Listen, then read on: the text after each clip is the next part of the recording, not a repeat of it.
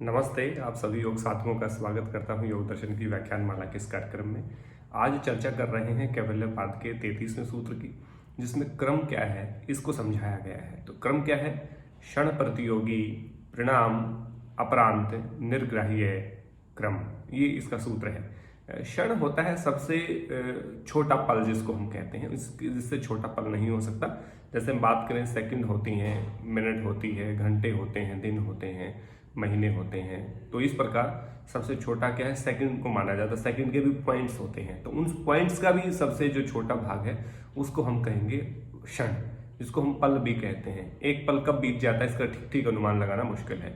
तो कहा क्षण प्रतियोगी। क्षण यानी कि इनका जो पल है, इनका जो समूह है, उस समूह के परिणाम यानी कि फल के अपरांत यानी कि उसके बाद में, उसके समाप्त होने के बाद निर्ग्राह्य है, जिसको जाना जाता है, वो क्रम है। माने जो एक पल है, उन पलों का जो समूह है, उसका जो परिणाम समाप्त हो जाता है, उसके बाद जिसको जाना जाता है वो क्रम है। माने क्षण से बाद की जो प्रक्रिया आती है वो क्रम कहलाती है। एक क्षण बीतता है, दूसरे क्षण में दूसरा क्षण, तीसरे क्षण में जाता है। तो इस सीक्वेंस में जाने का जो सीक्वेंस है, क्रम है, उसी को हम क्रम कहते हैं। माने एक क्षण का जो इनका जो समूह है, उसका एक परिणाम आ जाता है। मान लीजिए एक क्षण बीत गया, फिर दूसरा क्षण आ गया, तो वो जो क्षण के बाद दूसरे क्षण बीत रहा है, माने पल के बाद दूसरा पल जा रहा है, उसको क्रम कहते हैं। ये इस सूत्र में कहा, केवल क्रम की परिभाषा इसमें दी गई है कि क्रम क्या है। यानी कि क्षण प्रतियोगी जो पल हैं, उनके समूह के परिणाम के उपरांत जिसको हम जानते हैं वो क्रम है।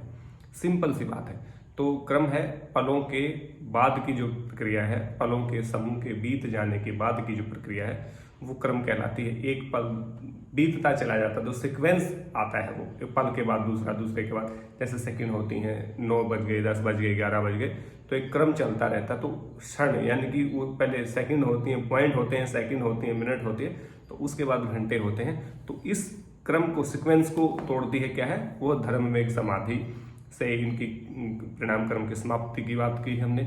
इसके बाद क्रम है क्या, वो हमने इसमें जानने का प्रयास किया। तो केवल इसमें क्रम की बात की गई। तो क्षणों के जो समूह है, उसके परिणाम के उपरांत जिसको हम जानते हैं वो कहलाता है क्रम, जिसको हम सीक्वेंस भी कहते हैं इंग्लिश में। अब इसके बाद अंतिम सूत्र को लेकर के जल्द उपस्थित होता हूँ। 34वां सूत्र जो कैवल्यपाद का अंतिम सूत्र है, वो 195वां सूत्र है। आज हमने 194वां सूत्र हमने कहा, तो कल 195वें सूत्र को लेकर के आपके सामने उपस्थित होऊंगा। और तब तक आप स्वाध्याय सानिध्य जारी रखिए। अपना कोई सवाल, कोई सुझाव है तो जरूर मुझे दीजिए। आप सबका बहुत बहुत धन्यवाद। जय हिंद, जय भारत, नमस्ते।